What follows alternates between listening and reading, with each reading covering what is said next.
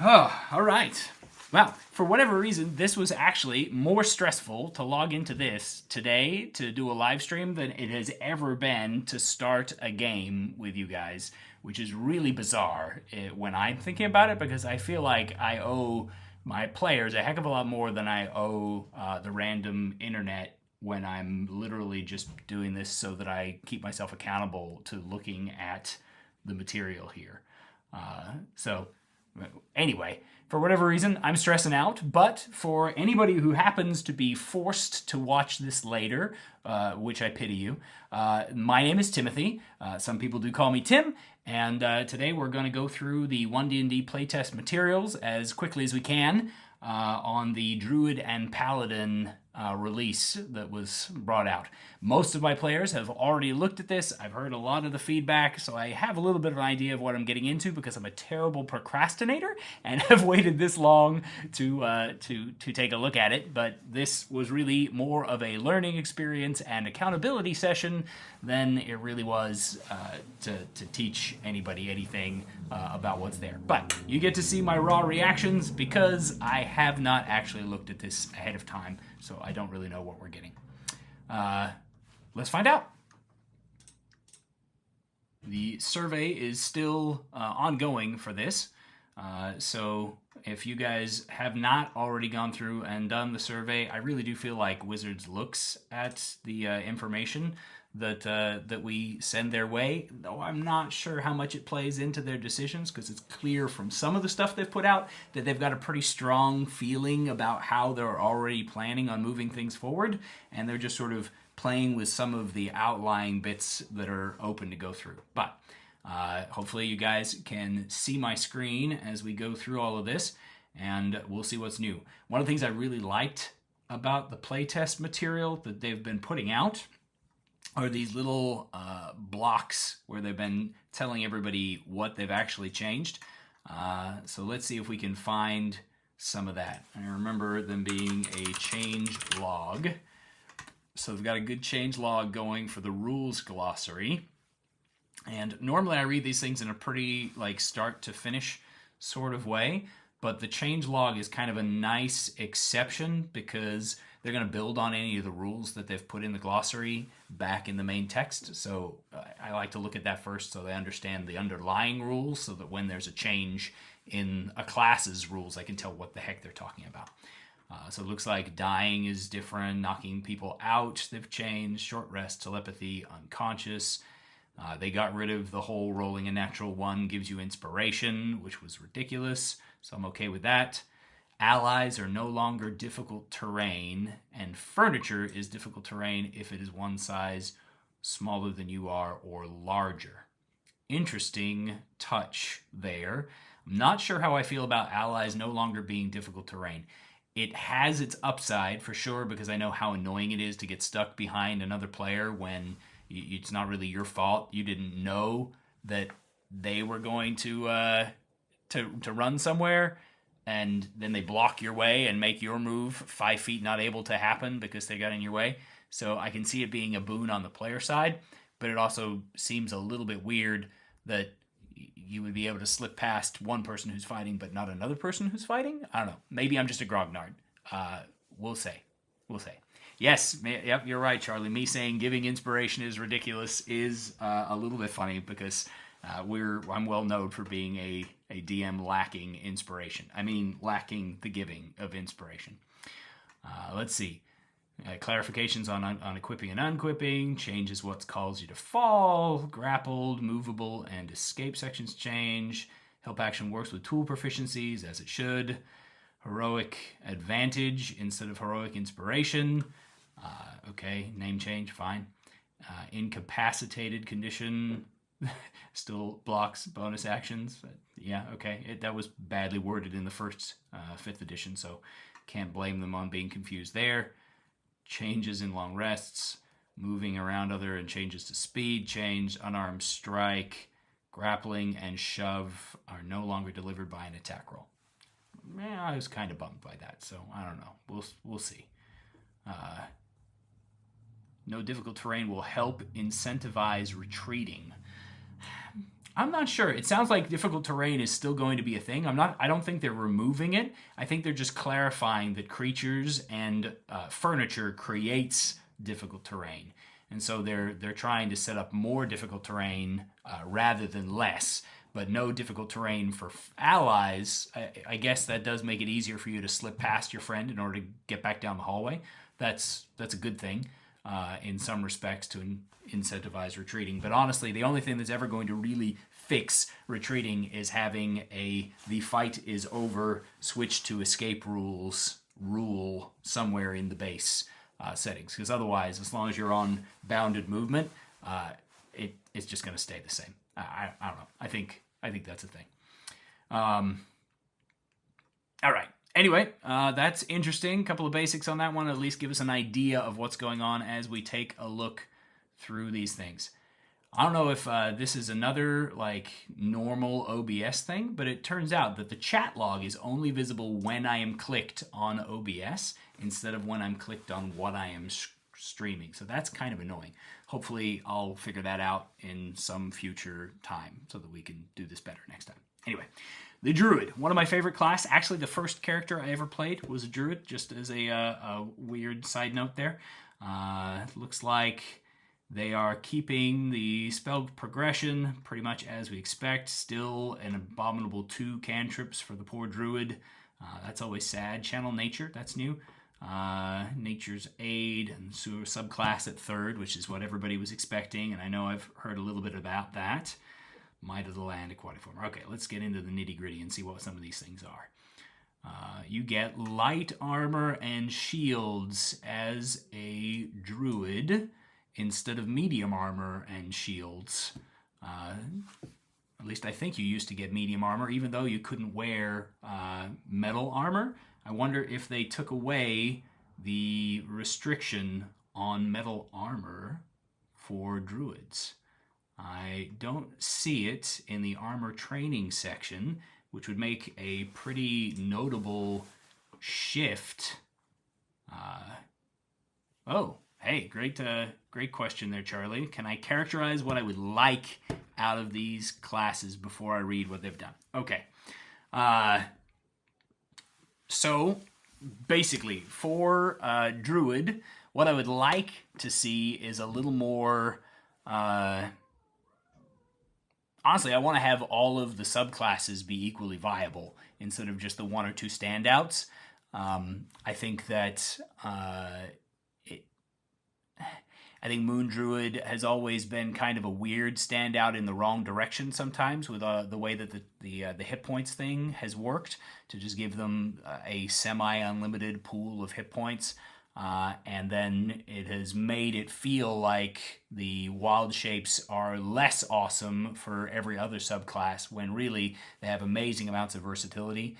I think Deja in our games playing a Druid showed us the power of like innocuous forms when we were playing. They love to get into little lizard forms and just be innocuous something on the beach while commanding a spell or using class features that don't apply. I would love to see more of that.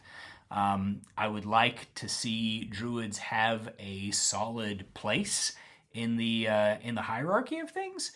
Like right now, they're kind of like nature wizards, and in some respects, they do better than wizards in terms of if you want a versatile caster that has a wide array of spells. Druids have done it better than wizards have in the past because of the bonus spells for land druids at least.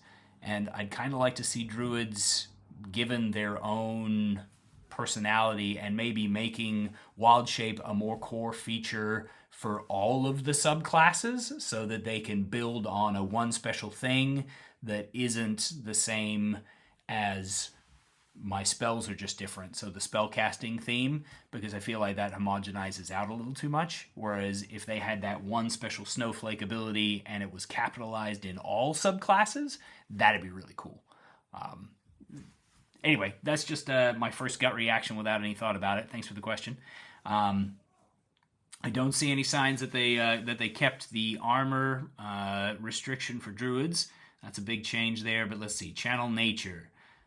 Wild Shape is Channel Nature. Okay, different names, and they're essentially just making them into the equivalent of Channel Divinity. Get them back on short rests. Still...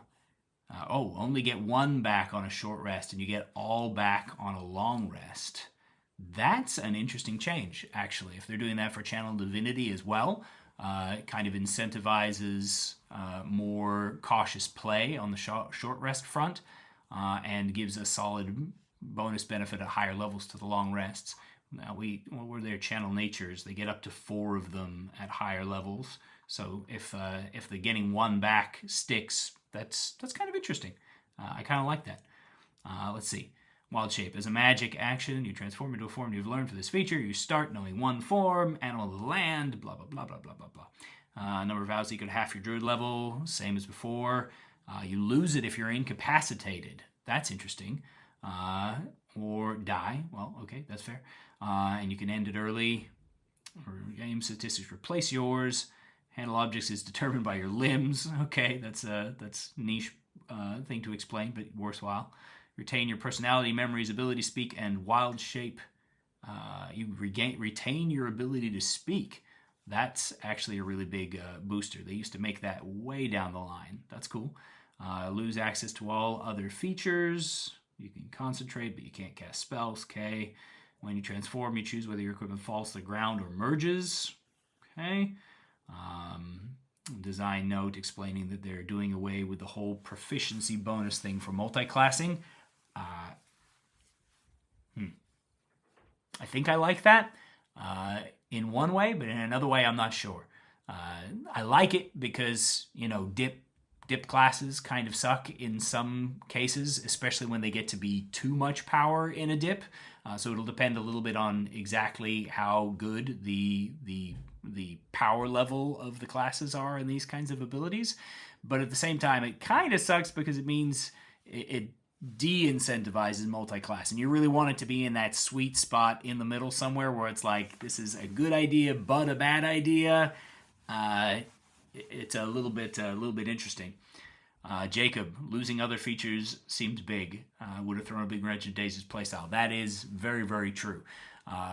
That would mean that everything that he did that was so cool would be no longer possible. He'd still be able to do the sneaking around thing, but he would no longer be able to do his Dream Druid healing.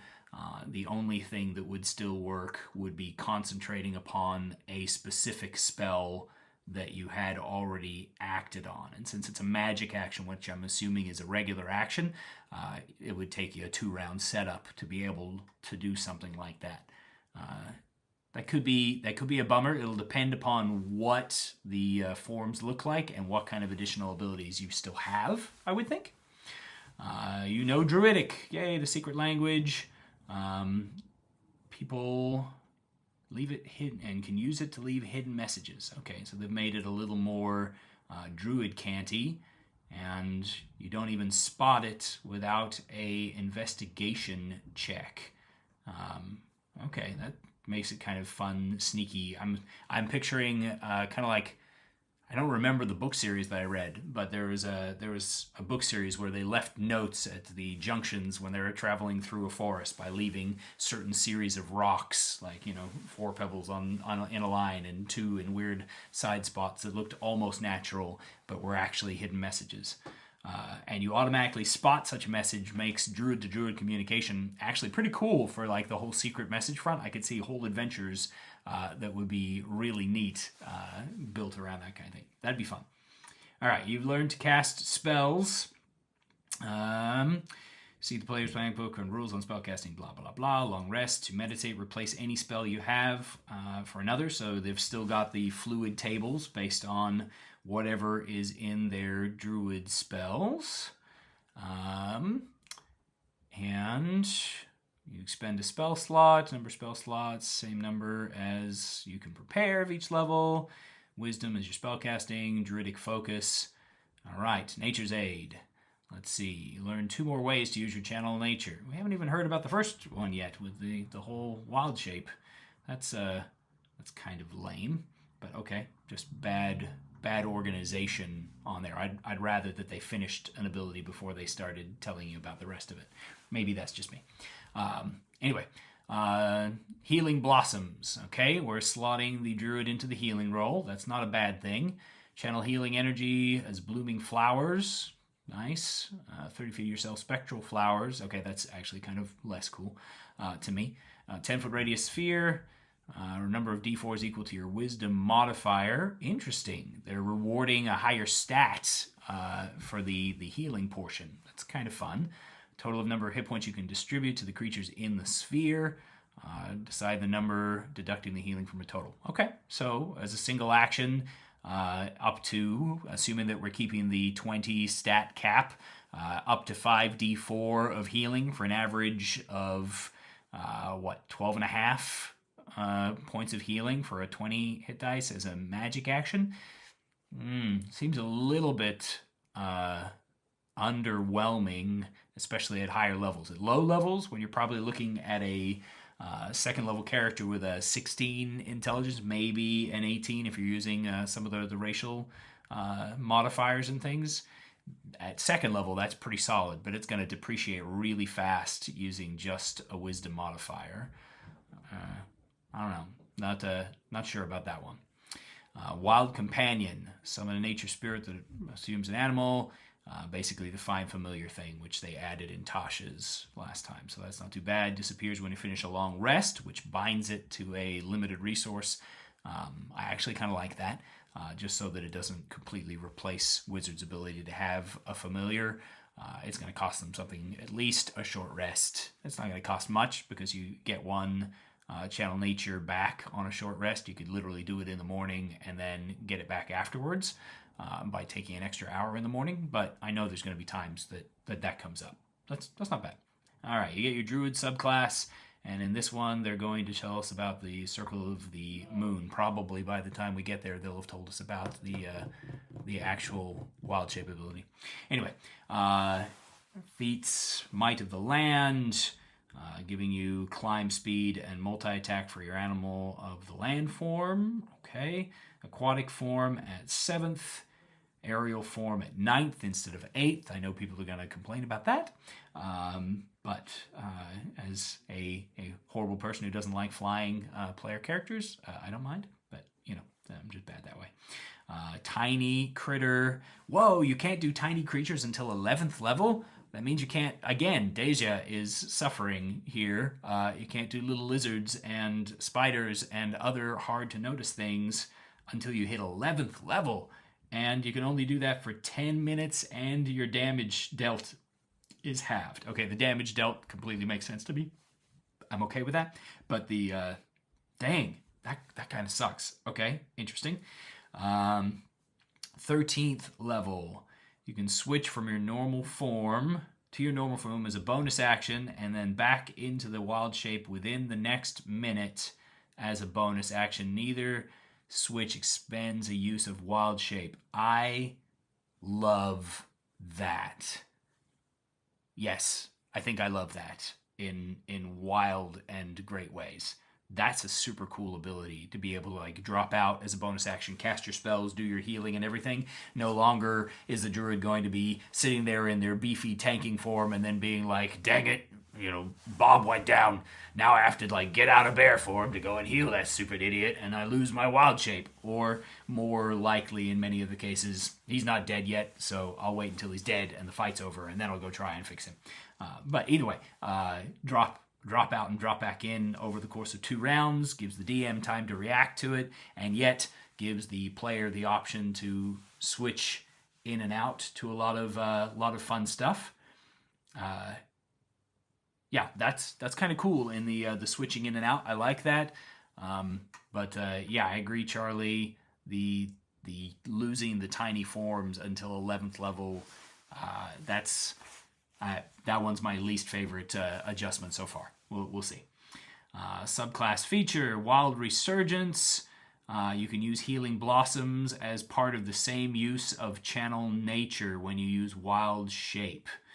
That's pretty cool. I'll admit I like that tying a free heal into the action so that using your wild shape in a good situation can have some kind of benefit. That's pretty sweet. I could deal with that. I'd be interested in making it a tie into the alternating forms ability if it used another charge of your healing of your channel nature. When you pop back in, being able to throw a heal in there, or when you pop out, throw a heal in there. That would be pretty cool, but it might be a little bit broken in some ways. So we'll see. B spells. You can do your somatic and verbal components when you are in form, just like before. Arch Druid, whenever you roll initiative, you regain a wild shape, essentially, and the wield, primal magic. Okay, yeah, you stop aging, the old benefit from before there. Do I think channel nature versus channel divinity versus channel whatever the heck else they come up with will feel different for the player, or will the classes start feeling similar to each other? That's a really good question. It is going to homogenize somewhat to where players that aren't interested in the lore but are only interested in the mechanics are going to, I would say, probably start to conflate them together. That's often the case, admittedly, on those sorts of things. In terms of mechanics, I would have to suggest that they are very, very careful not to cross streams and like step on toes. I'd be interested.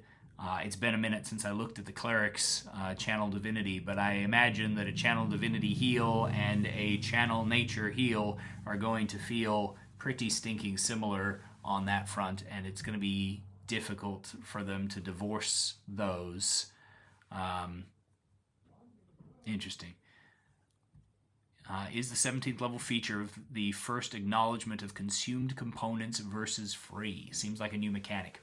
So it's the first time that they've used the term free material components that I'm aware of. That said, the concept of material components that don't have a particular cost versus ones that do is baked into the spellcasting rules in the current player's handbook, but it's literally baked into the spellcasting rules. It's hardly mentioned anywhere else. You have to actually read the chapter on spellcasting that most people skip because the majority of the rules are in the spell itself, or back in the player's section in the class descriptions. So the concept there is still involved. I think it's in the components subheading of the spellcasting section. But the concept is there. There's nothing that's changed here regarding a free component versus a consumed material component. But it doesn't... it's just making it plain and front and center in the class description. That would be the only real change. All right, epic boons, we know about those, and we're not going to mess with that. Wild shapes, yay, we finally get to learn what wild shape does, just in time to know what the moon druid does. All right, you transform into a form that you get. Animal of the land, 10 plus wisdom modifier armor class. Okay, doing the comparisons on that to the current setup, 10 plus wisdom modifier armor class is probably an improvement over what we have in the current setup. Hit points. You continue to use your hit points and hit dice. Mad, huge debuff. That's a huge kick in the pants for your average druid, especially for the moon druid, if they're sticking with that one the way it is. What is the benefit? Okay, what's the benefit of adjusting here? Speed, 40 feet, climb, 40 feet. Strength and dex becomes your wisdom score. Con, intelligence, wisdom, and charisma use your scores. So your saving throws don't adjust, but your strength and dexterity saving throws become awesome because you're now the most single attribute dependent class in existence. That's got something to be said for it. Let's see. Senses, dark vision, no more weird animals that can't see in the dark. You can know your languages because you can talk. Your proficiency bonus doesn't change. You get advantage on wisdom perception checks. Again, so single class dependent that it's outrageous, and anybody who doesn't take perception as a trained skill on their druid is almost being penalized by how awesome you are focused on the wisdom skills. Bestial strike, melee attack, spell attack modifier, which makes sense because you're using your strength or dex there, doesn't really make a difference. 1d8 plus wisdom modifier, bludgeoning, piercing, or slashing. Does it say that you have to choose that anywhere? No. All right, so the DM in me that likes narrative consistency thinks that that is stupid.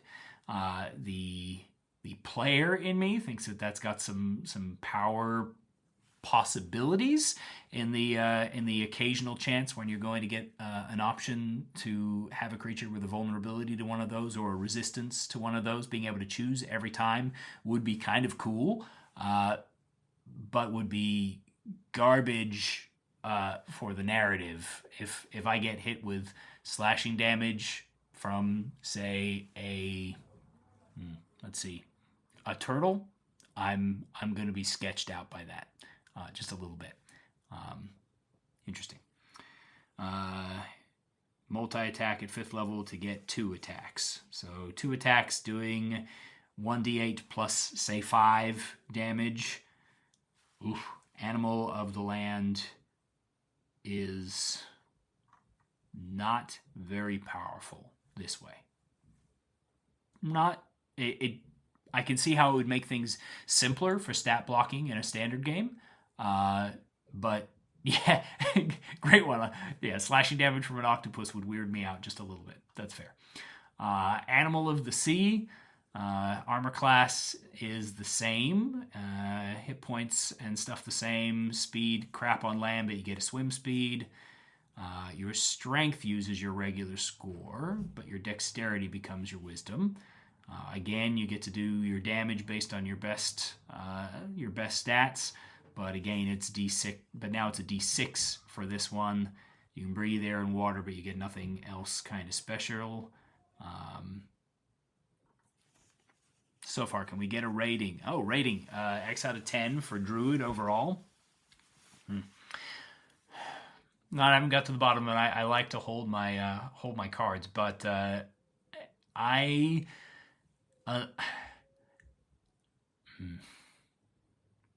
from a straight like game balance perspective, I can see why they've done away with the hit points adjustment for taking different shapes.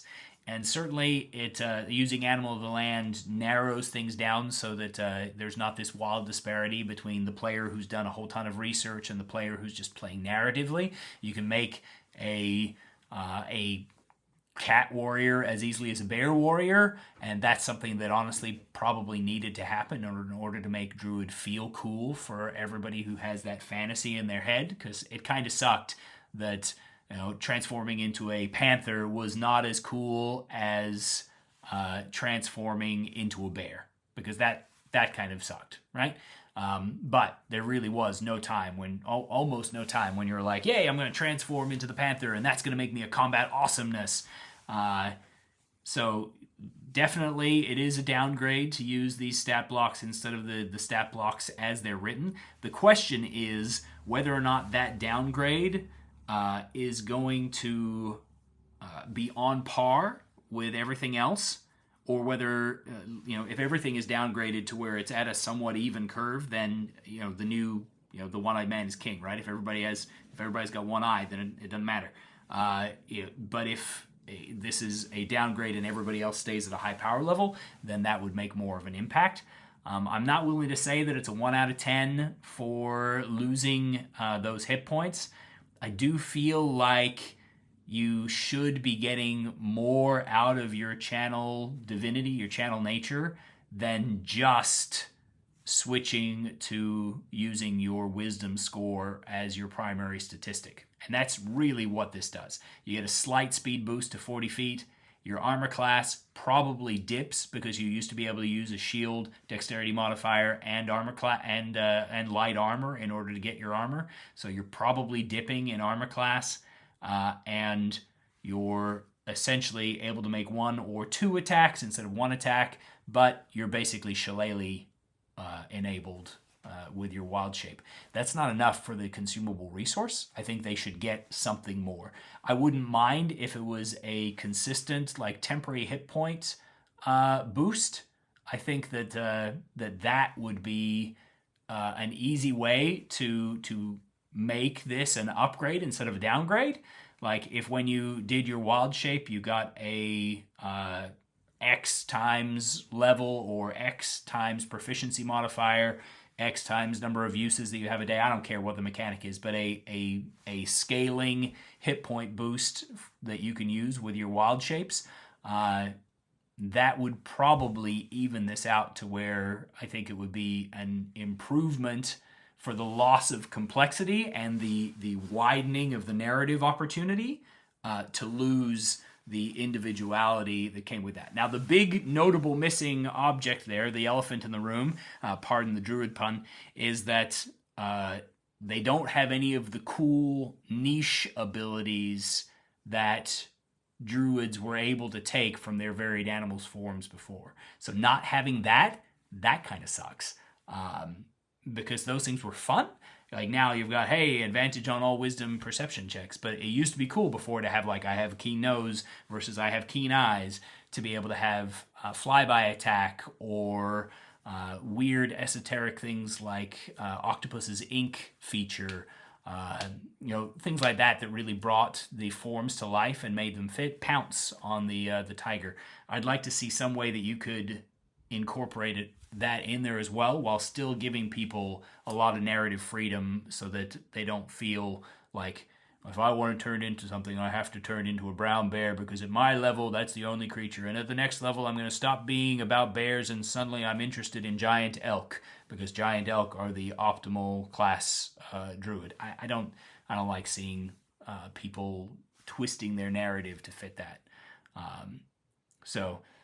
Yeah, I'd rather some temp hit points thrown in on this and some way to get access to the more esoteric abilities would raise this way up. Right now, I'd probably say maybe a 5 out of 10, because the rest of it's got some cool stuff, and I love how single attribute dependent they are, and I love the narrative improvement, but yeah, the implementation's missing a lot of the fun stuff.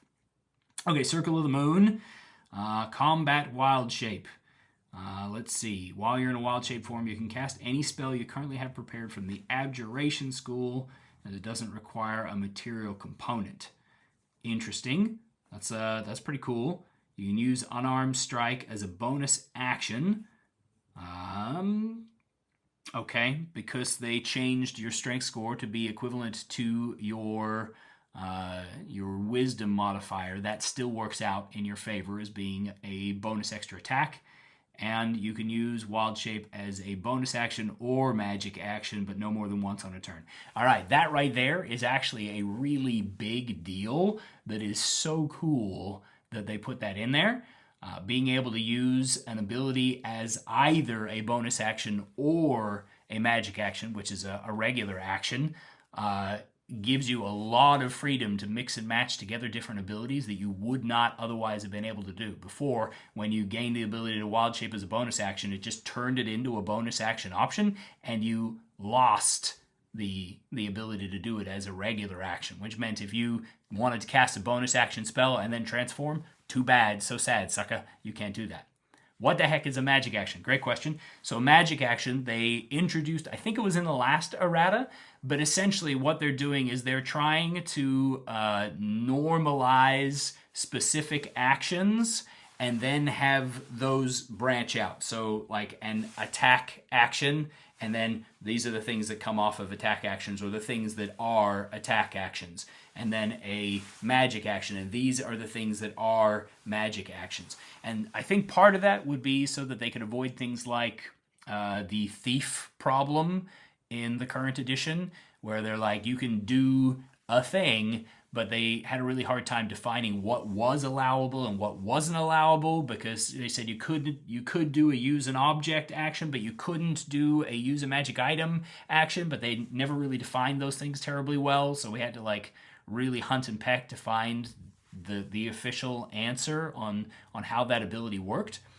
by making this sort of generic thing of magic action and then tying things to that. You can say things like, while in an anti-magic field, you cannot take a magic action, right? And suddenly you can't wild shape, you can't cast spells, you can't channel divinity, because those are all magic actions, even though they individually don't say like spells, right? Whereas right now, anti-magic, you're stuck trying to figure out which features are magical and which features are natural. Older editions took care of that by defining it on every single object and action and all this stuff. It was all over the place to tell you how to deal with anti-magic, which is a waste of space. This is a much more elegant solution to that, I think, and it'll allow them to create new conditions that can penalize magic actions but not penalize attack actions or vis-a-vis. So I like that. That's actually cool. But also the giving you a bonus action or a magic action. As far as I'm aware, and I'm not all-knowing, the only other place that is a thing is in the optional abilities in the Dungeon Master's Guide. For instance, Tumble and Overrun are listed as either taking an action or a bonus action. And so I always deliver that to the player, and I have to tell them you could take an action or a bonus action to do this ability to try and avoid to try and move through an enemy space. But the reason they put it that way in the DMG is because they were expecting DMs to make a decision on whether it was a bonus action or an action to do it. But I just took it and allowed players to use either or, because it's more advantageous for them. That way they can decide what they want to do and whether or not they can use their bonus action for their, say, their cunning action rogue ability, or whether they want to use an action for, say, dash after they make it through, or disengage from a regular non-rogue, right? Anyway, kind of unimportant, but that's the thing. Elemental wild shape. Whenever you assume a wild shape form, choose one of the following damage types. While in it, you get resistance. I like that. And you can deal damage of that type rather than its normal type. And the form displays signs of it. Okay, Fire Bear sounds really cool. So that has my vote just for Fire Bear. Elemental Force imbues your strikes. When you deal damage with your Bestial Strike, take an extra 1d6 damage of the type you chose from Elemental Wild Shape. Extra damage increases to 2d6 when you reach 17th level. Okay, so it doesn't apply to the bonus action Unarmed Strike that you get to deal. And neither does the dealing fire damage when you take an Elemental Wild Shape. That seems like an oversight. It lowers my vote so far to a 4 out of 10 because it just doesn't fit the narrative anymore. But it does mean that you get 2 attacks for D8 plus 2d6 plus Wisdom modifier. So you're talking an average 4.5 plus 7 plus 5. So 12, 16.5 damage per attack, 30 damage plus the unarmed strike, which somebody told me was going up to a d6, but that might just be for monks. If it's a d4, let's say, you're unarmed striking for another 6.5, 7.5. So you're looking at less than 40 damage around for your full attack routine. I'm not sure at that level how that compares to a current druid, but I suspect it's a little on the low side compared to other classes, but not outrageously so. And it's a relatively unlimited source and allows you to do your choice of acid, cold, fire, lightning, thunder, bludgeoning, piercing, or slashing with your attacks. And you automatically get to be resistant to whatever kind of dragon you're going up against in your game of Dungeons and Dragons. So that's pretty sweet. I can get behind that. And you have Alter Self Spell Repair. I can speak. Prepared. And you can cast it without expending a spell slot. It also doesn't count against the number of spells you have prepared. Okay, Alter Self at Will again, which is something that they've done previously. I'm not sure how Alter Self is going to compare with some of the other wild shaping stuff that you've got going on there. All right. Okay, so that's the Druid.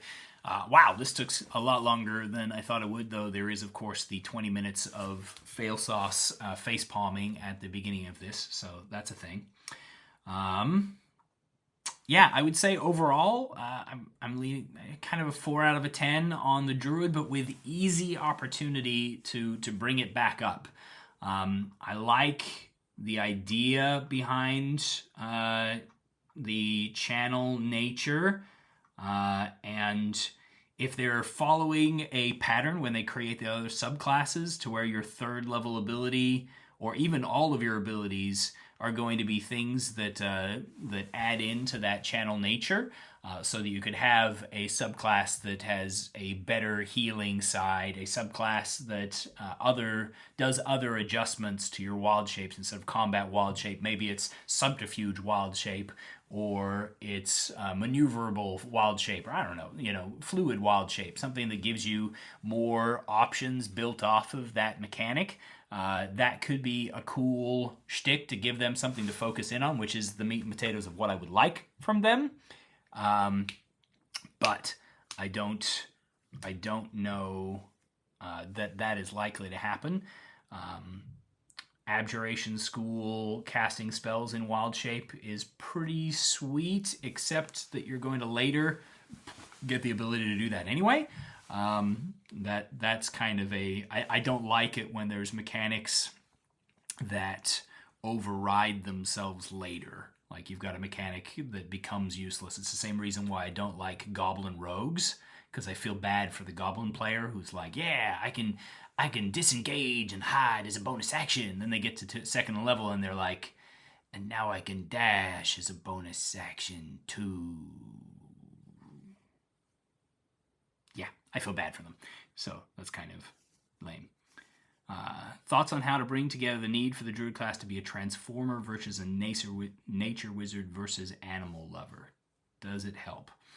Now, clarify that one for me, Charlie. When you're saying the need for them to be a Transformer versus a Nature Wizard versus an Animal Lover, are we saying the need for them to cover all 3 of those roles?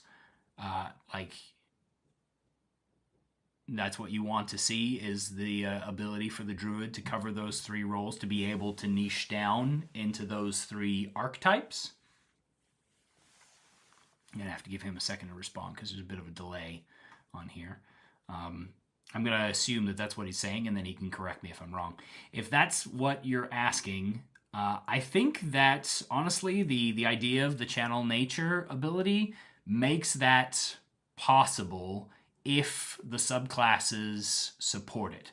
Like this guy right here, obviously the Moon Druid is the Transformer, even if he doesn't have more that meets the eye. Whereas you could have the Land Druid focus towards the Nature Wizard by having other channel nature options, or channel nature options that made them able to cast additional spells or empower their spells in some way. And then likewise you could have other options for the summons. So instead of having the Wild Companion be a Find Familiar, it could be a Wild Companion summons an Animal Companion, a la the old Druids of 3rd edition, or the Rangers abilities that have always been out there to do so, that people love, even though it does add some complication. But it would not be hard to use Nature's Aid and Channel Nature to niche down into those options at the subclass level. And so you would have a base Druid that was a little bit of all 3 of those. They can Find Familiar to create a little animal pet, as they have a squirrel running around helping them. They can use Healing Blossoms to bring the power of nature into natural magic and herbery, and they can use Wild Shape to transform into bestial animal fighting types, all right out of the gate for the first 2 levels. They get to 3rd level and they essentially decide which of those 3 paths they want to specialize in, or there could be subclasses that continue to try and keep it broad. And as long as they build it off of that channel nature, I don't see any reason why they can't easily allow the druid to fulfill each of those 3 potential player fantasies. That seems completely reasonable to me. And in that regard, it could very well nail it. I have to hold some judgment until after they put out more than one subclass. I was really disappointed to hear that they only put out the Circle of the Moon Druid, because without the Circle of the Land Druid to compare it to, there's really no way to know what their plan is in terms of going the other path. I imagine that the Circle of the Land Druid is probably going to continue to follow the same sort of path that the Circle of the Land Druid does now, potentially without the additional spells known, or with more spells known in the healing department, kind of like they did with the Druid, the Bard. And I suspect we'll still see the Nature's Recovery becoming a new option for Channel Nature instead of a separate option like it is now, which will continue to make druids very close to wizards in terms of their versatility, only with access to a different spell list, primal versus arcane. But yeah, they could definitely still do that. It should be fun. All right, I am clearly going over right at the moment, as we're going to take a quick look at Paladin. I am supposed to try and stick this to the hour that I put aside for it, so we will see what happens here. Lay on Hands, Spellcasting, Divine Smite, Fighting Style, Channel Divinity. In ways, I'm kind of bummed to see that they gave Channel Divinity to the Paladin still, but in other ways, I guess I can see why they did. They made Faithful Steed a core ability instead of a spell. That was probably needed for a lot of people's fantasy. That's not a bad thing. All right. So first thoughts on Paladin. I know, because people made a huge big thing about it when it came out, that they're going to be nerfing the Paladin's ability to Nova by tying it down to a once around ability instead of a whenever you hit with your attacks. Unpopular opinion though it may be, I am about that, as I think it still allows for the Paladin to have those big bursts of smitey goodness, and they just get to do it 50% less often under most builds, unless you're specifically making something to try and get bonus action attack options and things like that. There's really only a little bit of a change in that regard, and it evens out the resource expenditure.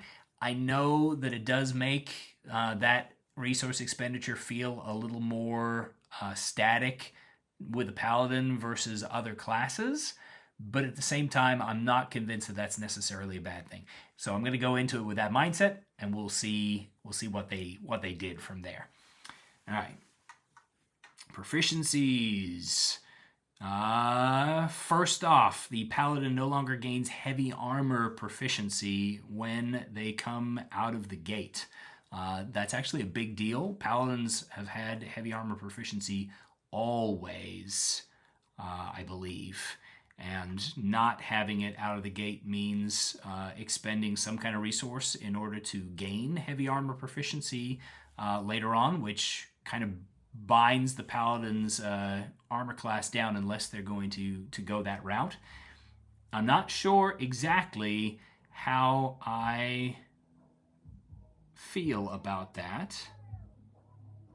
Oh, hang on a second. That's only in the in this thing here. Wow, that is a really it's a rollover for multiclassing. Please ignore all that. Jeez. Okay, we're not freaking out quite that bad. They just don't get it as a multi-class, which is a good thing and not a big deal at all. Okay, they still get it in the regular training there. Wisdom and charisma for saving throws. That still sucks for them, but that's okay. Paladin hit points seems the same. Choices pretty similar. All right. Well, now that I've gotten over panicking myself about Paladins not being able to run around in shining armor, let's continue. Lay on Hands. here. We're going to take a long rest still. 5 times paladin level. It's a magic action. Again, tying it to that base mechanic. Touch a creature to heal. You can spend 5 to remove the poison condition right off at first level. Okay, nothing too wild and crazy there. Spell casting. They get spell casting right at first level is good. Prepared spells. Spell Dying Thunder Smite. Alternatively, you can prepare. Oh, interesting. Oh, I see. They're just giving you your choices. I hate it when they do that. Giving the choices up front is just annoying. Okay. Let's see.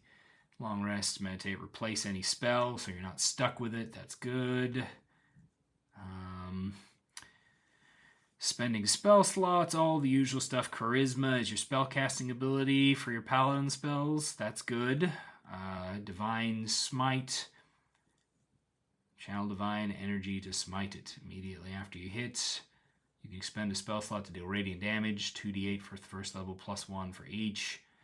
You can do it no more than once during a turn. You can't do it on the same turn that you cast a spell. Okay, so they're literally just tying it to the spell slots used per round mechanic or design that they've been aiming for.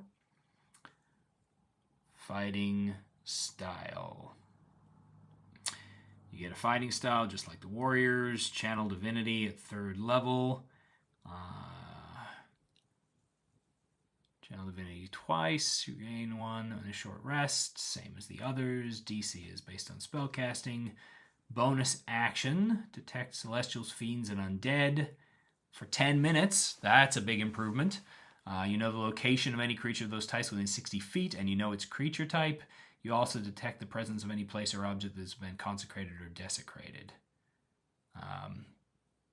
Okay. The fact that you can't use a spell the same turn as Smite is lame. Alright, lame is a little subjective, but probably not inaccurate. I suspect that from a game design standpoint, their goal there was to prevent the bonus action cast a Smite, hit a guy with it, and Smite, because they're trying to keep resource consumption sort of bound together so that everybody is expending resources at a rate that's a little more controllable to one another, so that you don't end up with the paladin walking into a fight, burning through all of their resources in 1 or maybe 2 battles, right? And then the rest of the group is sitting there going, what do you mean you want a long rest? Like, we've had 2 fights, man, and you've got that 5-minute workday problem. Allowing the paladin to burn through all their resources faster than anybody else is capable of doing is more the issue in my mind than the actual power that's involved in doing so. Because you run into that disparity of like, hey, I'm toast now because I can't do any of my cool stuff, even though the paladin is powerful without any of its smites and spells. They're still a good warrior, and the fighter at the same level is sitting there going like, shut your mouth, you fool! Like, come on, why are you such a pansy? But the paladin player is going to feel as if they are out of resources because they've burned through more than anybody else is capable of. Not being able to do Sanctuary and Smite, that kind of blows. Like, it hits you in the feels, but at the same time, is it a deal breaker to where the paladin doesn't feel cool because they can't do it all in a round? I don't know. I'm of mixed minds on that one. Again, I'm going into this with the feeling that limiting the paladin's ability to burn all their resources is honestly good for the narrative and good for the group mechanic, even if it's bad for the paladin player individually. Because the paladin's losing some power here, but that's not necessarily bad if the group as a whole gets something good out of it. And keeping everybody in that same sort of curve leads to a group that gets along a little bit better. So it's kind of a good thing in that regard. Anyway, let's take a look. Oath of Devotion subclass. We'll find out about that later, I guess. Extra attack for 2. You can always have Find Spell. Seize Spell doesn't count against the number of spells you can prepare. When you cast a spell, its casting time is an action. You can also cast a spell once without expending a spell slot, and you regain the ability to do so when you finish a long rest. Okay. Just making that pet easier to have. Allies getting saving throw bonuses still. Abjure foes. Dazed and frightened. Don't know what dazed does. That's fun. But good. Extra d8 on your radiant strikes to make up for the fact you don't get a third attack. More of courage. Keeping people from being frightened. I like that it automatically applies when they enter the area. That's cool. Restoring touch, not until 15th, but you can get rid of blinded, charmed, dazed, deafened, frightened, paralyzed, or stunned. Getting rid of paralyzed and stunned is pretty big, actually, even if it is a magic action, so it doesn't take your action to do so. Paralyzed is brutal. Getting rid of that is good. Comment from Complosion about sorcerers with meta magic would be a problem for resource consumption. You're not wrong. At the same time, there is a resource consumption use for sorcerer, and at the moment that's bounded by long rests, so they get a few extra spells in, but they don't actually go through their spell slots any faster than anybody else. They just make those spell slots do more, and then they run out of sorcery points after a certain amount of time, and they've still got their spell slots, so they haven't changed, or they've run out of sorcery points, which takes a certain number of fights and or rounds to use, and then they're changing there. So it will depend on how they handle the sorcerer. But like right now, the way I see sorcerers using their resources, they have a lot of longevity in using their twins and everything.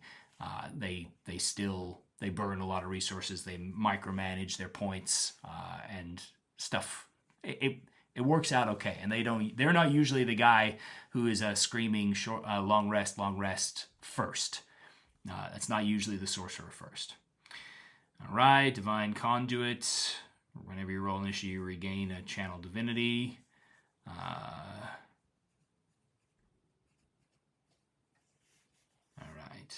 Font of Magic for more sorcery points does use up more resources to create the sorcery points, but again, at that point, you're just micromanaging how you're using it. It's okay. It's totally worth interrupting. It does have an impact. I'm just saying that from my experience, I don't see the sorcerer being the guy who cries out long rest as fast as some of the other classes, particularly Paladin. Paladin is the first one to go out of magic in the group as they're written right now. But that might not stay the same, and who knows what the heck they're going to do to sorcerers at this point. Breaking your oath. I like that they've got it written in there. That always bothers me, but we'll see how that goes. The Oath of Devotion. Prepared spells. Okay, so they get some free spell memorization, and they also get a free casting. Okay, you always have certain spells ready. They don't count against the number you can prepare. You can cast one of your prepared spells from this feature without expending a spell slot. Need a long rest before you can use this benefit again. Okay, so that's kind of an odd one that's going to require the paladin to keep track of which spells are given to them by their Oath of Devotion versus which ones they chose to record, and then they get one free casting of one spell out of a list of, at 17th level, a list of 10. They get to pick one of them a day for free. I don't think I like that. It just feels fiddly. I'd rather just not give them the free casting or find some other way around it. Yeah, I don't think I care for that one. We'll see. Sacred Weapon. Imbue a weapon to add your charisma modifier to attack rolls, and each time you hit with it, it deals as normal damage type or radiant damage and emits light. And as a bonus action, okay, so for 1 minute, you get to use both your primary and secondary stat for your attack rolls doesn't add to the amount of damage you do, but makes you incredibly accurate as a channel divinity ability as a bonus action. So you're definitely going to be landing that smite. Holy cow. That's pretty cool. Accuracy things could be interesting, but I'm not sure. There's a lot of ways where that can become broken when things get too accurate, and it can adjust the feels a little bit when there's little to no chance of missing. But I'm not sure that it's super bad. We'll see. Smite of Protection. That's hilarious. When you Divine Smite, choose an ally to gain 1d8 plus the level of the spell slot temporary hit points. Kind of minor. How will that interact with Hexblade? So I'm assuming Hexblade is definitely going to get a rework, but how it would work with Hexblade if you had both, the way it's currently written, I believe, would be making you single attribute dependent, essentially. You would have your charisma modifier for your attack rolls always, and you could, as a bonus action, use your channel to divinity to get your charisma bonus twice on your attack rolls, but only once on your damage rolls, making you very, very accurate and single attribute dependent, but not actually causing an increase in how much damage you put out. Aura of Devotion, immune to the Charmed ability, Holy Nimbus, radiant damage. Whenever an enemy starts its turn, they take radiant damage equal to your proficiency bonus plus your charisma modifier, and it is filled with sunlight. Man, vampires hate you. That's fun. Okay, interesting. All right. So radiant damage of, by the time you hit 14th level, you're looking at +4, +5. You're probably going to be doing basically 10 points a round of damage to every enemy that starts its turn within, by that point, 30 feet of you, I think. You can't use it again until a long rest unless you spend a spell slot. But dang, that's cool for those great big horde fights. The Paladin, holy beacon of radiance in the middle, is just going to wreck shop. That's nuts. That's nuts. Interesting. And yes, sunlight. There's a lot of creatures that are affected by sunlight sensitivity as things are written right now that would all have disadvantage, but vampires are definitely going to be crying home to their mama in mist form after encountering an oath of devotion paladin. All you gotta do is just grapple that sucker until it turns to mist and follow it home and finish it off. That's great. All right.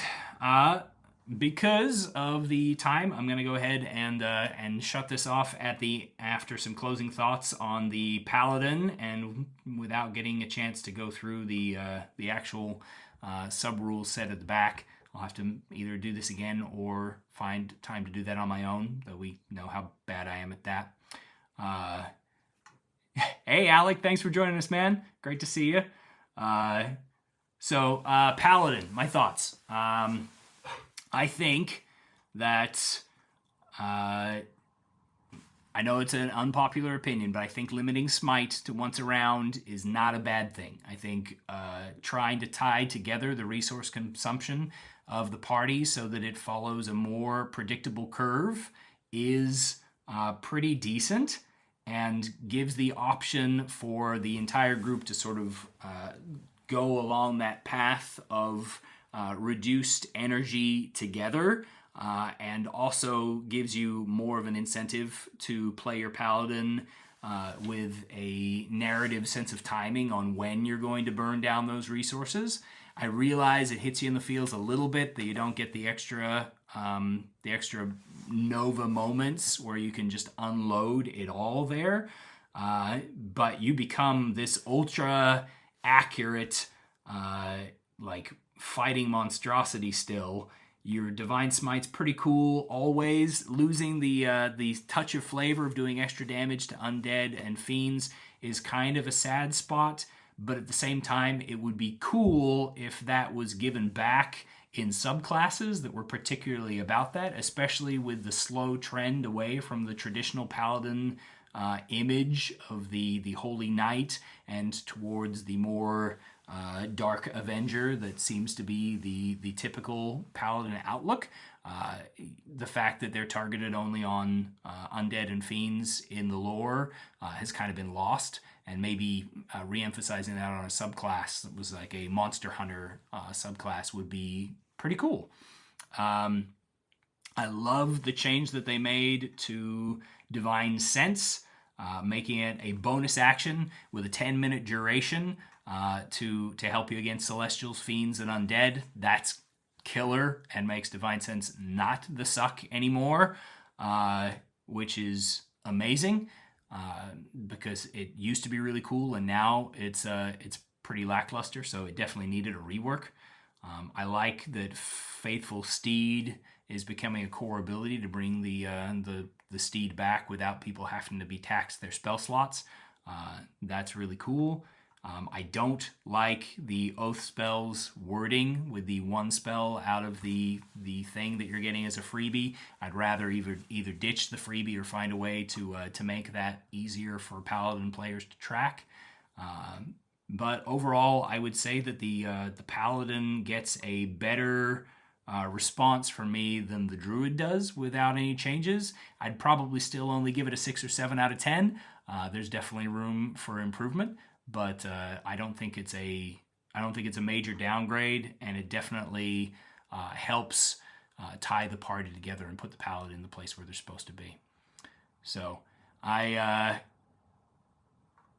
hope that you guys managed to enjoy sitting through this weird little blather here. But thanks for joining me. That was really awesome, and giving me somebody to talk to, and some additional thoughts in the chat that I could riff off and have some ideas. I'm going to try and make this a little more of a regular thing. Probably, I don't know. We'll see. But hopefully not waiting until after the survey is out to look at the document the first time next time. So for that, I'm going to go and spend some time with my wife. So thanks everybody for joining me, and have a great night. And if you haven't already subscribed, but you're here at this live thing, subscribe already. Come on, don't be crazy. And I'll see you all at various times in various places. And who knows, maybe right back here to look through more of this. Bye now.